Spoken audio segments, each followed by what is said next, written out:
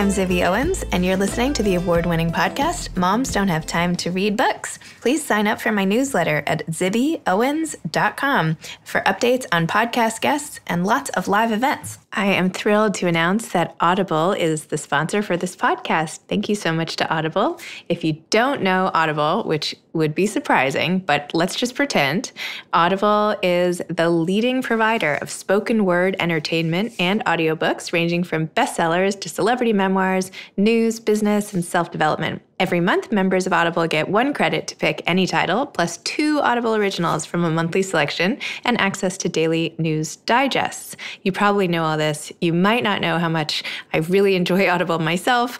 I recently listened to Neil Pasricha's How to Get Back Up, his memoir, and it's stories about his mother and her life and things about being of Indian descent in America. Anyway, it was so good. I listened to it while I tried to go on a hike one day, and Audible is just fantastic. And I'm thrilled because all of you guys listen to podcasts. You already like to listen to things. Audiobooks seem like a natural fit, so I'm thrilled to be bringing them to you. So please go to audible.com/Zibby, or you can even text Zibby, Z-I-B-B-Y, to 500-500. So please do go shopping.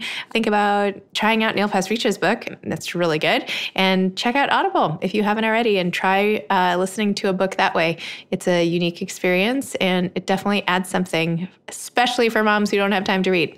I'm here today with Janny Scott, who's the author of the New York Times bestselling book, A Singular Woman, The Untold Story of Barack Obama's Mother, and her latest book, The Beneficiary, Fortune, Misfortune, and the Story of My Father. The Beneficiary was chosen as one of the New York Times 100 Notable Books of 2019 and one of NPR's favorite books of 2019.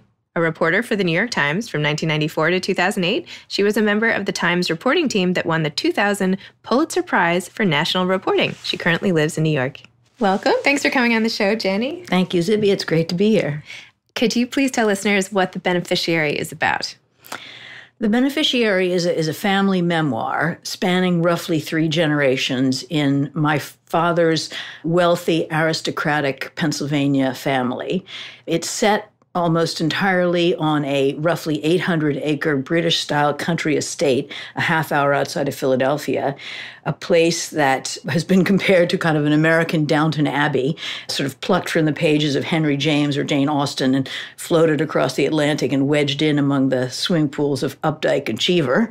But it's also a kind of detective story, one child's attempt to understand a captivating but opaque parent and the family that produced them both. And the question that drives that is, how did the seemingly charmed life of my appealing, accomplished, but enigmatic father arrive at its self-destructive and perplexing end? Well, that was a great description. Thank you. Thank you. Good job. I've been thinking about it for a while. I'm sure this isn't your first time, but anyway, it sounded great. So what made you want to tell the story? What made you want to delve into your own family and approach it with your reporter's eye? Well, I'd been a journalist for my whole career, and there are limitations to journalistic writing. And I had written a journalistic book, my previous book, and I was really interested in trying to force myself to learn to write in a different way. And I knew that one way possibly to challenge myself in that way was to take on something that had more emotional resonance for me than a lot of news stories do. I mean, it's good if a news story has emotional resonance, but you can't get too tied up in it. Whereas this was, I had wonderful material just because of the nature of my father's family and my own experience of growing up surrounded by them. But I was also, for that reason, fascinated by the enigma of my father and felt quite, I think, devastated by his self-destruction.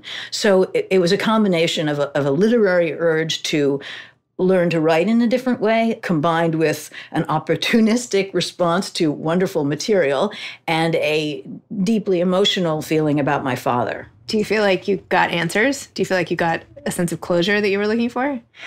I certainly learned all sorts of things I would never have known before. Most people don't have the luxury of spending years poring over the papers and all the detritus that's left behind in families, because many of them gets thrown out. We had the luxury that there was space, and so stuff was kept. In the laundry room, right? Yes, exactly, in the ironing room. Ironing room, that's it, ironing room. So I learned a lot. I don't have any illusion that you can finally understand anyone really in the round, like completely. So sure, there are questions that remain for me about my father, and I'm quite conscious of the possibility that if I read the book in 10 years, I'll think, well, why did you come to that conclusion? And as for closure, of course, I don't know if there's ever really closure, but I do feel like the experience, anyone who's tried to do this, I think, has this experience that of taking all the sort of random colliding stuff in your head and in your past and piecing it together into a narrative is somehow therapeutic. Whether it's the narrative you would have produced 10 years ago or you'd produced, 20 years from now, who knows? But there's a feeling of getting things kind of under control. Well, there was certainly no lack of information. I feel like, it was amazing, the depth and how much you could share with me about the reader about so many different things related to the time period about which you were writing, wealth in America, how things have changed. It was great. Not just your family, but just, oh my gosh, it was amazing. So your father was mostly cared for by a French governess, and you wrote his parents were an intermittent presence, and they were called distant, and he said that they were unused to children. What effect do you think a childhood like this had on him? Well, it wasn't just a French governess. She lasted a few years and then was hastily fired. And then there was a series of Irish cooks and maids and butlers. My father used to claim, only half joking, that he spoke with an Irish accent to the age of 9 because his parents were so absent a lot of the time. I think I'm not sufficiently well-versed in psychology and psychiatry to be able to speak authoritatively on this, but I think the experience of not having a single close parental bond with a parent or some kind of substitute parent over an extended period of childhood does have an effect on the formation of personality, et cetera. So I think my father, not to go too far out on a limb here, was very good at presenting a version of himself to the public, but the interior life was very much hidden. And it turned out, because I, in the course of this process, found his diaries, and which he had promised to me, but then had not told me where they would be, it turned out that he was highly conscious of his interior life, but it was not something he ever shared with other people. So I think there's that. There was a sort of inaccessible quality to him that came from a self-protective thing that was related to his relationship, his complicated relationship with his mother in particular. Would you ever consider publishing his diaries?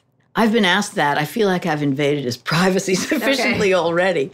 I feel like in today's day and age, like you need to leave a letter to your ancestors being like, do not publish these works, or what to do and not to do. Yes, exactly. I think my father must have been ambivalent about it because he told me in my 20s that you would get to read them. That he wanted to give them to me when he died, but then he never told me where he was leaving them. So it's as though he didn't have the heart to burn them or destroy them or tell me that he changed his mind, but he also was certainly not willing to have me see them while he was alive. It's hard. That would be a hard... I wouldn't want my children to read my diaries. I was just thinking then. Although my daughter did find my diaries from when I was a kid, so it's not like anything was really going on. But she's like, oh yeah, I read that whole cabinet of your stuff. It's like, you what? Are you kidding me? Anyway. Who taught you to read? Yeah, at least she was reading. That's great. So your parents then had a relationship where your father had some extracurricular activities, and you said that they just didn't really make each other happy. And I was wondering, this is like totally private and you don't have to answer this, like when you grow up with a marriage like that as a model, how does that affect your choice of spouse? And did you replicate that, or did you go the other direction, or did it have no effect at all? I think it's unquestionable it has an effect, and I'm not entirely sure I can nail down all the ways. Their marriage was functional. They lasted for 42 years before splitting up quite late. My father was an alcoholic, so that was a sort of sub-theme that was not even acknowledged or articulated as a problem until quite late. So there was a sort of passive-aggressive quality to their interactions. I think I emerged from that with a real wariness about the institution of marriage. I think I thought for many years that it wasn't something I was going to do. I eventually was in pretty much my late 30s, mid-30s, was in love with someone who wanted very strongly to get married and have children. And I suspect that had I not encountered at that moment in my life a person that determined, not to mention charming and appealing, I might not have gotten married. So I'm very glad that I did, because of course having children is an extraordinary experience that I would probably have missed. So it left me with a real wariness. And as for who I married, I was married to a man for 14 years who was totally different background from me, a Southern California Jewish surfer. And then obviously there are many other qualities as well, but that gives you some sense of the disparate nature of the two of us, but we got along wonderfully and still do. And then after that, I now live with someone who also comes from an entirely different background. So I think I wasn't consciously fleeing that world, but the fact is from pretty early on, certainly by the time I got to college, the men who interested me were not people who came from the world that I came from. It's funny how we can't really control who appeals to us, even though we might want to. This is just something I'm just armchair fascinated by, right? Who we're attracted to, and even if it's self-destructive, why and where did that come from? Absolutely. And the problem is that in the sort of period in your life where you're most open, say 20s and 30s, you don't maybe even know yourself or understand your background well enough to know how it's playing into those decisions. In other words, you're not getting therapy. Exactly, yeah. Time hasn't revealed some important answers yet. Do you think if your family had confronted the alcoholism, things would be completely different, or it's hard to say, but... Yeah, it turns out I didn't fully understand this when I was starting to work on the book. I knew that there were a lot of people who drank too much in my family, in all different sides of my family, actually. But I didn't fully understand how deep and how widespread and how far back it went. And one of the stories in the family that had been buried was the death of my father's paternal grandfather, who was said to have died heroically in France in World War I, turned out to have shot himself. And it seems from everything I've sort of pieced together that he had a very serious drinking problem that was perhaps tied up with some kind of bipolar disease, which maybe all those things are sort of transmitted down the generations, because there have been multiple suicides in the family, and the presence of alcoholism is undeniable. So that was at a time when people didn't even really use the term alcoholism. So what would have happened? I mean, I now, of course, we're so conscious of it and guard against it. My children have been propagandized from an early age that, you have to be very careful because there's an innate vulnerability. Right. But even now, alcoholism is, I would say, or its connection to mental health issues is not fully explained, at least to the point where a layperson can see how that applies to their life. So I don't know. I mean, it definitely, now that it's much more in the open, there's less alcoholism in the family. I don't know what would have happened back then when it wasn't really articulated in the way that it is. So I was at this event yesterday, speaking of bipolar and its connection to things. Apparently there's a group of boys in Southern California who have been smoking pot all the time. And this whole group, it was somebody's friends' kids and all his cohort of friends. And because of this entire group of boys has developed bipolar from this pot smoking. I don't know. Anyway, just throwing it out as something interesting I heard yesterday. To be investigated. Go ahead and do a whole piece on that. So this passage from your book really stuck with me. You wrote, "Land, houses, money. Wealth had tumbled into my father's family from one generation to the next. You had a right to enjoy it, an obligation to protect it, a duty to pass it on to your own unsuspecting children. It was a stroke of good fortune, of course, but what you could never know, starting out, was how those things would influence decisions you'd make over a lifetime. You might resolve to live as though wealth didn't exist, but sooner or later it would probably insinuate itself into your thinking about jobs, profession, marriage, children. Some beneficiaries flourished, some didn't. For some, the impact of all that good fortune appeared to have been mixed. My father, I began to think, had sensed the conundrum early on." So what do you make of all this? Well, it became a in my thinking, as I worked on the book, it became kind of the theme of the book. And it's why I called the book The Beneficiary, because I thought that word, although it's a somewhat legalistic word, there was something wonderfully ambiguous about it. Like, is this good or bad?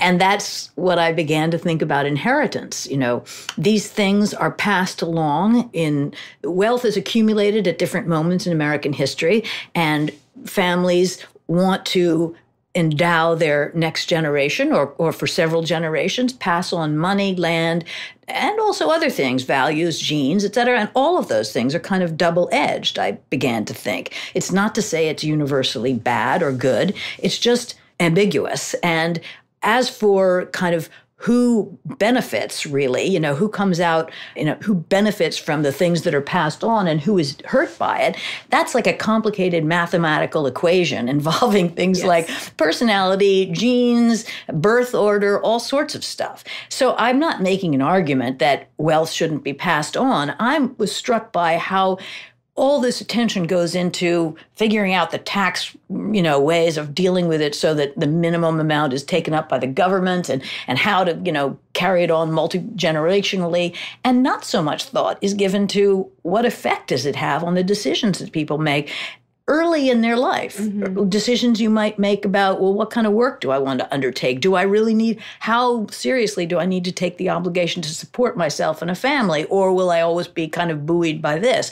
Decisions about what kind of a person to marry. And so I just think it was very striking to me in working on this to see, how my father's family, going back to the first Gilded Age, operated very much the way wealthy people are operating now in terms of figuring out ways to protect their wealth and carry it on. But I didn't see a lot of evidence that a lot of concern was devoted to how do you, in that context, lead a productive, happy life where you feel the satisfaction of having created that life for yourself. And where'd you come out? How do you do it? How do kids do it? Do you think Well, I think, again, that depends on the person. I mean, in my family, here's what I can speak for myself. I didn't go back there to live in that compound, which was not that common in my generation, but my father's generation, it was expected that you would come back and live there and that was your duty to the family. I didn't choose to do that. And to my parents' credit, I was not encouraged to. It was like, go out, find out what you want to do that makes you happy. So I, moved around the country and worked for newspapers and lived with, completely different kind of world. And now I feel that the life I created was the life I wanted. But I don't know that that's the answer for everyone. My grandmother, my father's mother, who was in many ways became the sort of emblem of that place, well-known, admired, it worked really well for her. It had something to do with her personality. She was the first in her generation, her relationship with her father. So it's just all quite murky, but I think deserves more attention than it perhaps gets. And then the Philadelphia Story was based on her. Well, perhaps. Yes, perhaps, yes. As you know, my grandfather, who married into the family, wanted to be a playwright, studied playwriting at Harvard, and met Philip Barry, who became one of the most successful playwrights of the 20th century and wrote the Philadelphia Story. And when the Philadelphia Story opened on Broadway in 1939, it was dedicated to my grandparents. Philip Barry had gone many times to this compound and to the big house on the compound, which is called Ardrossan, named after a castle in Scotland. And Barry clearly designed the setting and that world around a lot of things he'd observed in that house. I mean, it's full of small references to things that nobody else would notice, but that anyone who knows that world and that particular place would see were taken from that. As a result, it came to be said years later that my grandmother was the model for Tracy Lord. Whether or not she was isn't entirely clear. They clearly were involved as influences in the creation of the play, but Tracy Lord was also heavily based on Katharine Hepburn. It's clear from Barry's papers. But my grandmother used it very successfully for her own purposes. And when she died at the age of 91, after being knocked down by her pet donkeys, her obituary was stripped across the top of the front page of the Philadelphia Inquirer in type only slightly smaller than what was used a few years later for the death of the Pope. So she made it work for her. She made her mark. So tell me about the process of writing this book. How long did it take to write? How long did it take to research? I did a couple of years of research, like maybe 2.5 years of research before I even tried to put together anything like a proposal. My agent, who I admire enormously, Andrew Wiley, said, this kind of book, you want to know exactly where you're going before you try to sell it. You don't want an editor to determine that it ought to be something different. So I did what he suggested, and then I got to a point where I really, after a couple of years, I really felt I had to put something down. For one thing, I wanted to feel legitimate by having an advance. And so but I couldn't do what he said, which was sort of write a scene and give him an outline. I couldn't do that without just writing the beginning of the book. So I sat down and I spent 6 months writing the first chapter, which was just 9,000 words. And I sent it to him, and he sold it. He then asked me for an outline, which was quite difficult. And then he sold it in a day, just because his idea of how you do this, what turned out to be absolutely true. So then I sold it, and then I asked for a 3-year contract, which is, as you know, a relatively long contract. So I did get it in on time, and then I took it back up my own instigation. I got it in early summer, and I said, can I have, after I made my deadline, and then I said, can I take it back? Because there's a few things I wanted to discuss with my editor, and that, I wanted to make some fixes. So I took it back for a few months and then gave it back. And then the editing process and everything took, a good year plus. So I'd say all in all, I have to confess that it probably took 6 to 7 years. That's okay. Did you have a place? Do you have a place you like to write? I like to write. If I had a padded cell, it would be a padded cell. I can't really working on a long project like a book. I can't do it in my own apartment. There's too many virtuous diversions like laundry and so my partner, who's also a writer, and I rented, also a former journalist, rented an apartment near our apartment. It was a 1-bedroom. We called it the Bureau. And we would go over there every day. And I had the bedroom and he had the living room. And we wrote there in really almost complete silence. He's even more focused than I am. So we really didn't speak much in the course of the entire day. But it was great because there were no distractions. There were almost no, pictures anywhere except stuff that related to the books we were working on. Wow. So that works for me. That's so nice. Yeah. That image. That's amazing. Do you have, what's coming next for you? Well, at the moment, I'm just doing some journalism. I definitely want to do another book, but I'm torn because I did learn a lot in doing this book in terms of writing and the value of being able to invest something personal and emotional in the storytelling, in that the response to this book is so different from the response to my first book. I mean, just qualitatively different. So I'd like to be able to use that in a way. I don't think I want to write another memoir, but I'd like to be able to figure out how to use that and apply it to my journalistic skills. And I haven't figured out the topic that will allow that yet, but I hope to. Meanwhile, you're like, I'm just going to do some journalism. Meanwhile, you won a Pulitzer Prize at the New York Times. So I feel like your idea of just a little journalism might be different than some other people's idea. I was part of a team. Okay, fine. Part of a team. Yeah. I think that counts in my book for Pulitzer Prize winners. What advice would you have to aspiring authors? Read as much as you possibly can, and read the great works of literature, I would say. I mean, that doesn't mean they're not contemporary. There's wonderful contemporary great works, but there's also the last, 200 years of American and British literature I would strongly recommend. And I would say give yourself plenty of time. I think that the value of time, mundane as it is, it seems like almost pedestrian, but you just have to have time to go back and back and back over what you're writing. I think I read somewhere recently that everybody's first drafts are dreadful, and I think there's a lot of truth to that. You like to think that, and occasionally you read about people who've whipped the thing off in 7 months. I mean, I think you even hear it about E.M. Forster in some cases, but that's not something I'm capable of, and I suspect that's a small class of genius that can do that. Agreed. Well, thank you so much for coming on the show. Thank you, Zibby. It was fun. Sharing your family history with us all. You're welcome.